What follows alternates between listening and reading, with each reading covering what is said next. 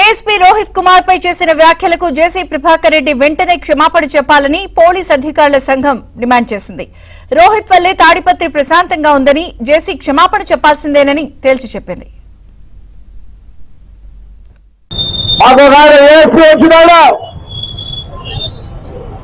ఆయనకు చదువుందేమో కానీ తెలియలేదు. ఆఫ్టర్ ఐకే దేర్ ఆర్ నో కేసెస్ అంట. అంతకుముందు 5 ఏళ్ళు ఏమి చేయకపోతే లోపలికి వేసేవాళ్ళు. నాకు తెలిసి ఇలాంటి ఏఎస్పీ ఎక్కడా లేడు.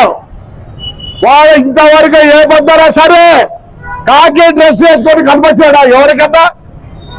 ఏదో పెద్ద స్టైల్గా ఐ డన్ వెరీ వెల్ అంట.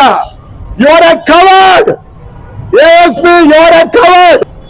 మీ అంత పనికి వాళ్ళాడు నేను అనుకుంటున్నా. సిగ్నేచర్లు పెట్టేసి టౌన్ లో నేను పంపించాలనుకుంటాను మీ డిఐజీ ఐజీలకు. నేను వచ్చిన తర్వాత క్రైమ్ తగ్గిందంట.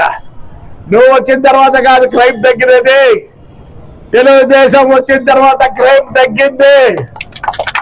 నువ్వు మీ ఎస్ఐ సిఐ లేకపోతే పోలీస్ కానిస్టేబుల్ అయితే బయటికి రాలేవు.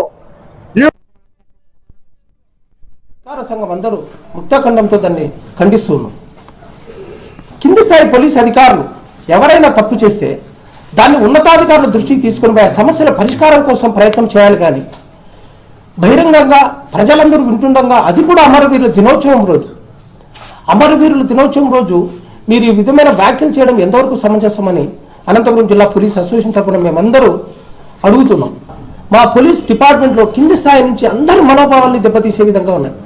అంతేగాని ప్రజల్లో మమ్మల్ని చులకన చేయాలనో, మమ్మల్ని భయభ్రాంతులకు గురి చేయాలనో మాట్లాడడం కరెక్ట్ కాదు. ఇప్పుడు మాట్లాడిన ప్రతి మాటని జేసీ ప్రభాకర్ రెడ్డి గారు ఆలోచించమని చెప్తున్నాం.